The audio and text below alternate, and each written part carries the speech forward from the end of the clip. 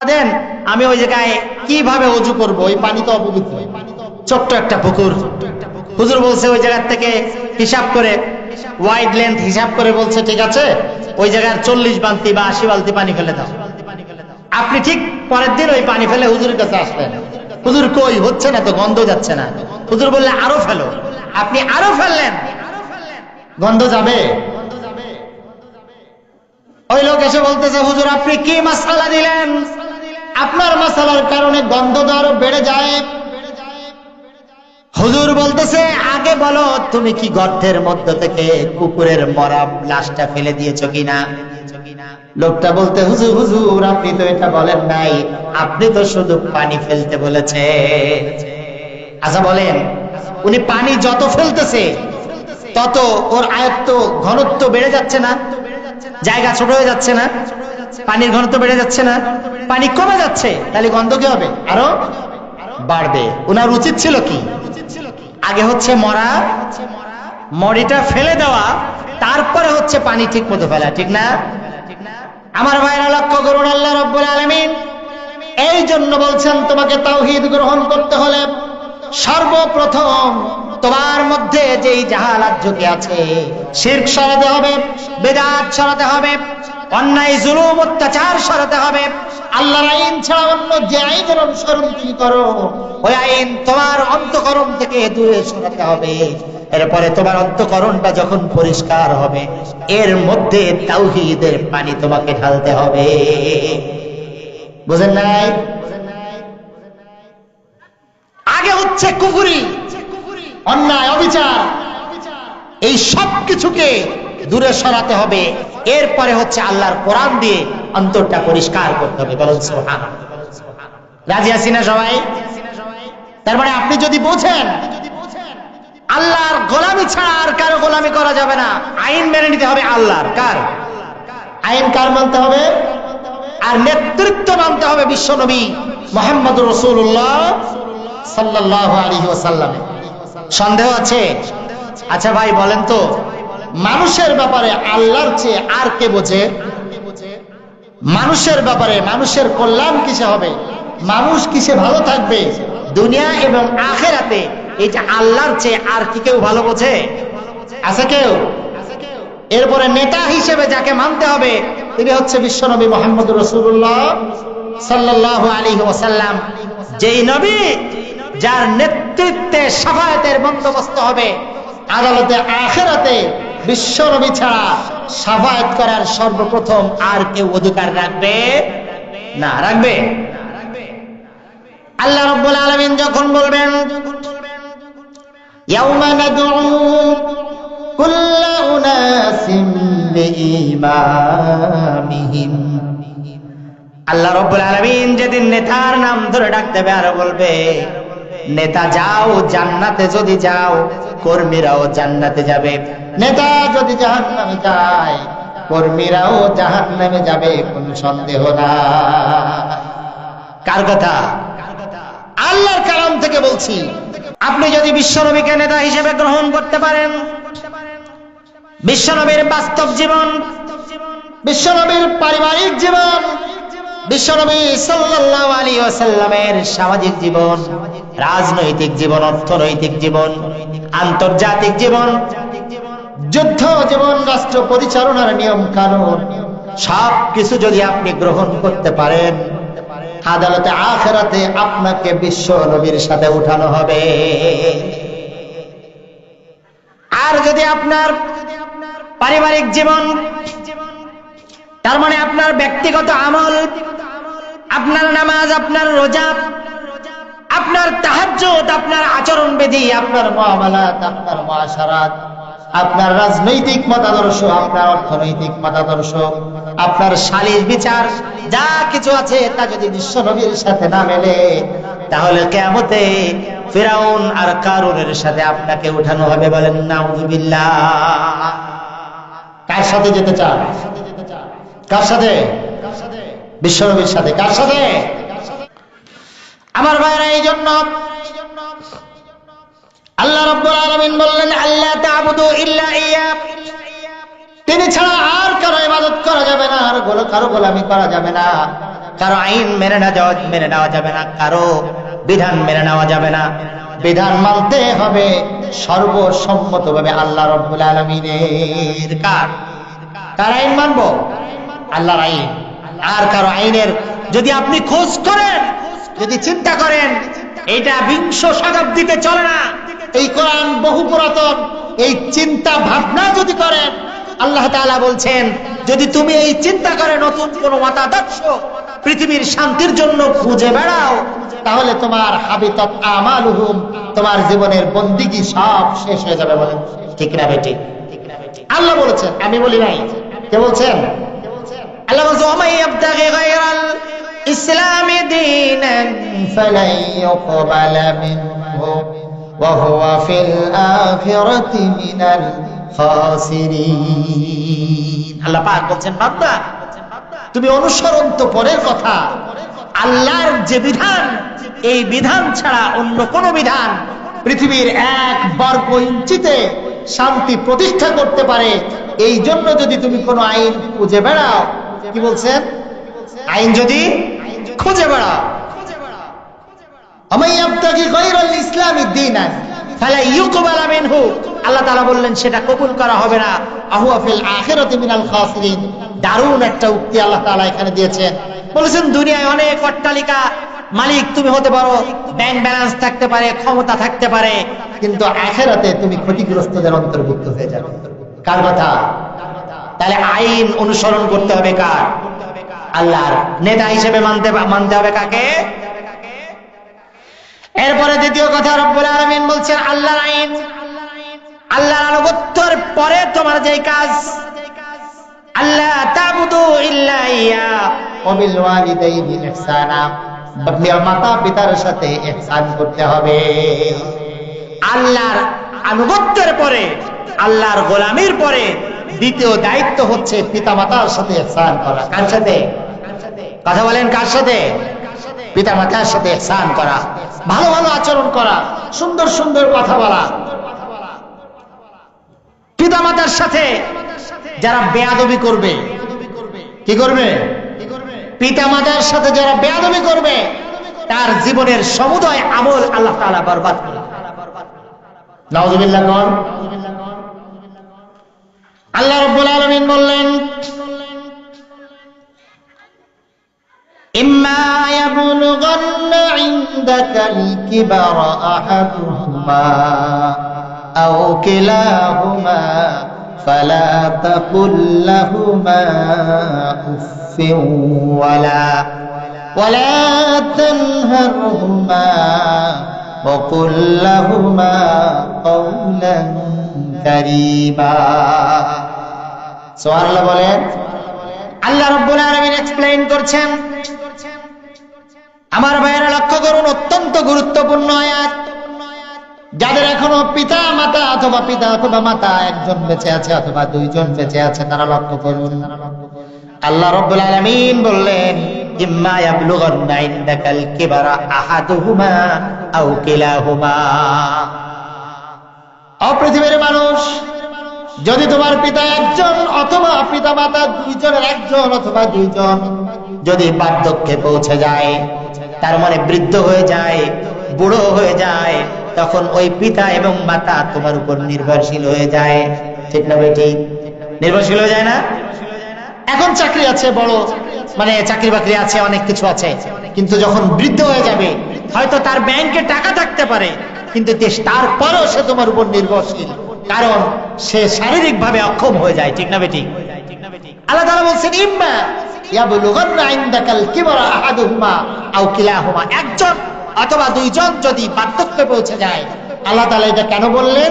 কারণ একজন মারা যেতে পারে, যেতে পারে কিনা? যদি বার্ধক্যে পৌঁছে যায়, ফালা তাকুল লাহুমা উফফিন ওয়ালা তানহারহুমা, আল্লাহ তাআলা বললেন এমন কোন কথা তুমি বলবে না যেন তারা কষ্ট পেয়ে উফ শব্দ করে। সুবহানাল্লাহ। কোন? দেখছেন অবস্থা? আল্লাহর কোরআন। আপনার সন্তানকে আপনি কোরআন শেখান না। আপনার সন্তান যদি আয়াত জানতো, আর যাই হোক জীবনের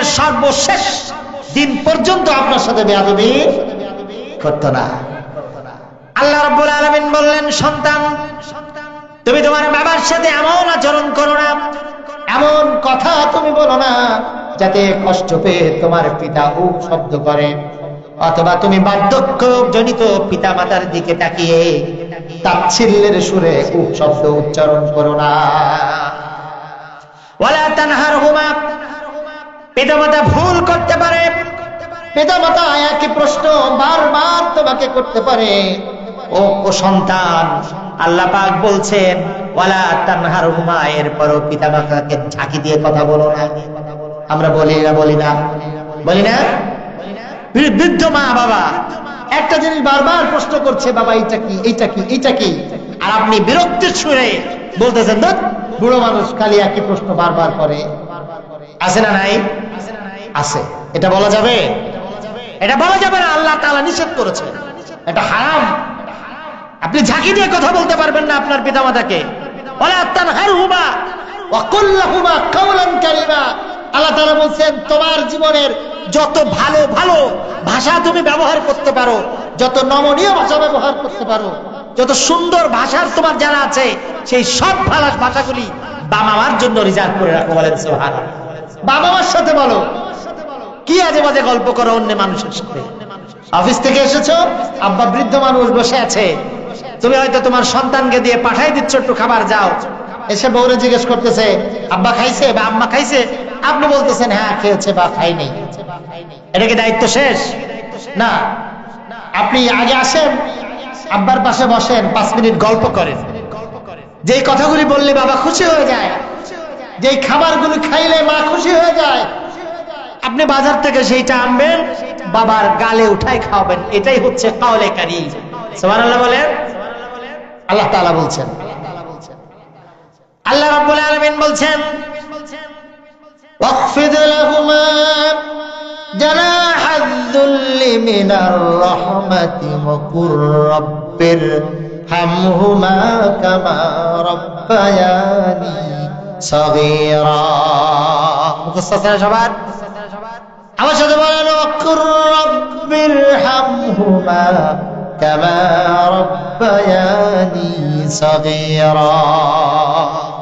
রব্বুল আলামিন বলছেন বাবা মা যদি পড়েও যায়, বাবা মা মরে গিয়েছে, তোমার অনুভূতি হচ্ছে আব্বা মার জন্য যা কিছু করার ছিল কিছুই করতে পারি নাই, অথচ বাবা মা তোমার জন্য সব উজাড় করে দিয়েছে। ওই আব্বা মার জন্য আল্লাহ রাব্বুল আলামিনের কাছে দোয়া চাও, আর রব্বুল আলামিনকে বলো রব্বির হামহুমা, আল্লাহ তাআলা তুমি আমার পিতামাতা উভয়ের উপর রহম করো, কামা রাব্বায়ানি সাগীরা, যেমন করে তারা আমাদেরকে ছোটবেলায় আমাদের উপর অনুগ্রহ করেছে, দয়া করেছে। দয়া করছে, করছে না করে নাই? এই যে শীতের রাত, একটা সন্তান বারবার রাত ভরে, যেহেতু সন্তানের বাবা হয়েছি, দেখছি আমার চেয়ে আমার স্ত্রী বেশি কাজ করেছেন, রাত ভরে জেগে থাকছেন, রাতের পর রাত, মাসের পর মাস, রাত জাগতে জাগতে অসুস্থ হয়ে গিয়েছে। গেছে না যায় নাই? হয় না এরকম? এই শীতের রাতে এত কষ্ট করেছে যে বাবা মা, এরপরেও তো রাত্রেবেলা ঘাট ধরে বাইরে বের করে দেয়, দিছে? দেয় নাই? আল্লাহ রাব্বুল আলামিনকে বলছে রব্বুল আলামিন আমি অনেক অন্যায় করেছি, আব্বা মার সাথে বেয়াদবি করেছি, আব্বা মার কথা শুনি নাই, আব্বা মার অবাধ্য আচরণ করেছি। তারপরেও যেই বাবা মা আমাকে ঘাড় থেকে বাড়ি থেকে বের করে দেয় নাই, রব্বুল আলামিন ওই আব্বা মার অপরাধের কারণে তুমি আমার আব্বা মাকে জান্নাত থেকে বের করে দিও না। রব্বির হামহুমা কামা রাব্বায়ানি সাগীরা, বাবা মা তো আমাকে বের করে দেয় নাই, তুমি তো স্রষ্টা, তুমি রব। তোমার কাছে দোয়া করি আমার আব্বা মার অন্যায়, অবিচার, অন্যায় আর অপরাধের কারণে আমার আব্বা মাকে তুমি জান্নাত থেকে মাহরুম করো না, তাদেরকে জান্নাত থেকে বের করে দিও না, তাদেরকে জাহান্নাম দিও না, তাদেরকে জান্নাত দিয়ে দাও। বলেন সুবহানাল্লাহ। আমরা এই দোয়া করতে পারি না পারি না?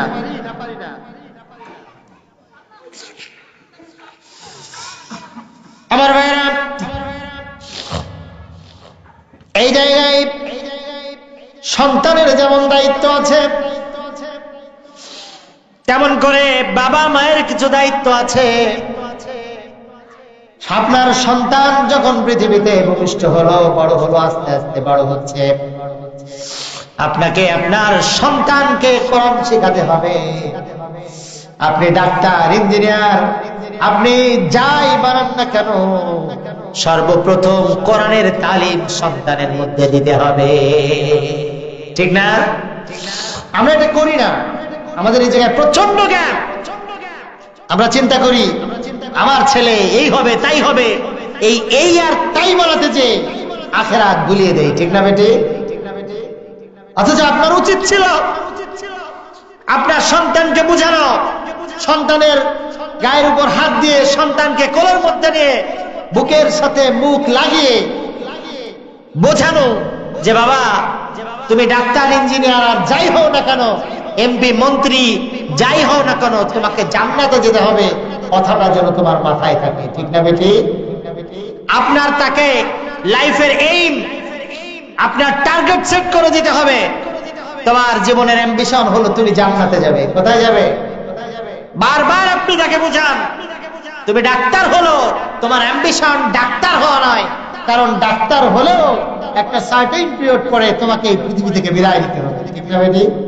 কথা বলেন, যাইতে হবে কিনা? সন্তানগুলো একদিন না একদিন পৃথিবীতে চলে যাবে, তো অনন্ত জীবনের জন্য আমার সন্তান যেন ভালো থাকে, আমাকে সেই কাজ করতে হবে। আর যদি না করেন, তাহলে সন্তান যদি জাহান্নামে যায়, আপনি আপনার নামাজ রোজা আপনাকে মুক্তি দিতে পারবে? কথা বলেন, পারবে? পারবে না ভাই। কোরআন বলছে পারবে না, আমি বলি নাই।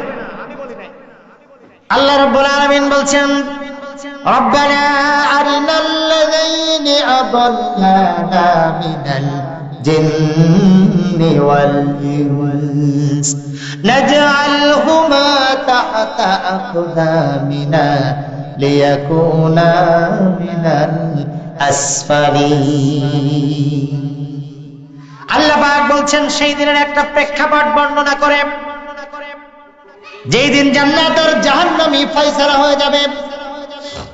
মানুষ বলবে আরিনা রব্বানা, ও আমাদের রব, আরিনা আমাদেরকে দেখাও, আমাদের সামনে আনো আল্লাযী আযাল্লানা মিনাল জিন্নি ওয়াল ইনস। পৃথিবীতে যেই বাবা অথবা মা, যেই জিন এবং ইনসানদের মধ্যে যারা আমাদেরকে পথভ্রষ্ট করেছে, রব্বুল আলামিন তাদেরকে নিয়ে আসো তাহতা আকদামিনা লিয়াকুনা মিনাল আসফালিন। আজকের এই জাহান্নাম যেহেতু আমার জন্য ফয়সালা হয়ে গিয়েছে, আমি ক্ষতিগ্রস্ত হয়েছি, সুতরাং তাদেরকে আনো যাদের কারণে আমরা জাহান্নামী হয়েছি, তাদেরকে কদমের নিচে রেখে পদপিষ্ট করে তারপরে আমরা জাহান্নামে যাব। নাউযুবিল্লাহ। কর পৃথিবীর অধিকাংশ মুফাসসিরিন ইকরাম বলছে এই আয়াত প্রমাণ করে সর্বপ্রথম সন্তান যদি জাহান্নামে যায়, সর্বপ্রথম পাকড়াও করা হবে সন্তানের পিতা এবং মাতাকে। কাকে? কেন কন্ত? আপনার সন্তান এসএসসি পরীক্ষা দিয়েছে, পরীক্ষার সামনে অথবা অ্যাডমিশন টেস্ট সামনে, আপনি ভালো ভালো ফল কিনে আনছেন, সন্তানকে শাসন করছেন, আদর করছেন। আপনার স্ত্রী রাত 12টা 1টা পর্যন্ত সাথে পাশে বসে আছে, সন্তানকে জিপিএ 5 পাওয়াতে হবে অথবা বিশ্ববিদ্যালয়ে চান্স পাওয়াতে হবে, ঠিক হবে? ঠিক। যতটুকু পরিশ্রম করে এই পৃথিবীর নগণ্য কয়েকটি ঘন্টার জন্য, কয়েকটি দিনের জন্য, যেই জীবনের কোন নিশ্চয়তা নাই, আজ বেঁচে আছি, এখন এইখানে সুস্থ আছি, একটু পরে আমি এখান থেকে উঠতে পারবো কিনা তার কোনো নিশ্চয়তা নাই। আছে? কোন নিশ্চয়তা নাই। অনিশ্চিত পৃথিবীর জন্য, অনিশ্চিত পৃথিবীতে প্রতিষ্ঠার জন্য যেই কাজ আমরা করি, যেই পরিশ্রম করি, যেই সম্পদ ব্যয় করি, টিউশনি দিয়ে দেই, শাসন করি, এত কিছু করি, অনন্ত জীবন আখিরাতে মুক্তির জন্য, সন্তানের মুক্তির জন্য আমরা এত পরিশ্রম করি না, ঠিক না? কথা বলে আপনার ছেলেকে অ্যাডমিশন টেস্টের জন্য, বিসিএস করানোর জন্য যে পরিশ্রম আপনি করছেন, যে সম্পদ ব্যয় করছেন, তার 100 ভাগের 1 ভাগ যদি আখিরাত পাওয়ার জন্য ব্যয় করতেন, সন্তানের নাজাতের জন্য, তাহলে সন্তানও নাজাত পেত, আপনিও পেয়ে যেতেন। কিন্তু যেহেতু আপনার এই নেগলিজেন্সির জন্য সন্তান চিনছে না জাহান্নাম আর জান্নাতটা কি, কোনটা রাইট আর কোনটা রং, সুতরাং সেদিন আপনি আর আমি মুক্তি পেতে পারবো। এজন্য সন্তানের যেমন দায়িত্ব আছে, বাবা মারও সন্তানের প্রতি, সন্তানদেরকে জান্নাতের পথ দেখানোর দায়িত্ব হচ্ছে বাবা মার, ঠিক না বেটি? আসুন আমরা যদি এই দুইটা কথা বুঝি, এই কোরআনের এই আয়াতের দুইটা কথা এই জায়গায় শিক্ষা ছিল। প্রথমটা হচ্ছে আল্লাহ নাবুদা ইল্লা ইয়া, আল্লাহ ছাড়া আর কারো গোলামি, আর কারো দাসত্ব, আর কারো আনুগত্য, কারো আইন মেনে নিব না। আর দ্বিতীয়টা হচ্ছে সন্তানদেরকে লালন পালন করবেন, আর সন্তানদের দায়িত্ব হচ্ছে বাবা মার সাথে ভালো আচরণ করা, বাবা মার সমস্ত বৈধ হুকুম মাথা পেতে মেনে নেওয়া। বলেন ঠিক না বেঠিক? এই দুইটা কথা আমি এই অল্প সময়ে আলোচনা করেছি। আল্লাহ সুবহানাহু ওয়া তাআলা যেন আমাদের সকলকে কোরআনের এই আইনগুলি, কোরআনের এই যে পথ, আল্লাহ পাক যে পথ দেখিয়েছেন কোরআন দিয়ে আমাদেরকে, এই পথ অনুযায়ী জীবন পরিচালনা করতে পারি। রব্বে কারীম যেন আমাদের সে তৌফিক দেন, এবং আল্লাহ তাআলা যেন আজকের এই মাহফিলকে কিয়ামতের এই কঠিন দিনে নাজাতের ওসিলা করেন। বলেন আমিন। ওয়া আখিরি দাওয়ানা আনিল হামদুলিল্লাহি রাব্বিল আলামিন। আসসালামু আলাইকুম ওয়া রাহমাতুল্লাহি ওয়া বারাকাতুহু।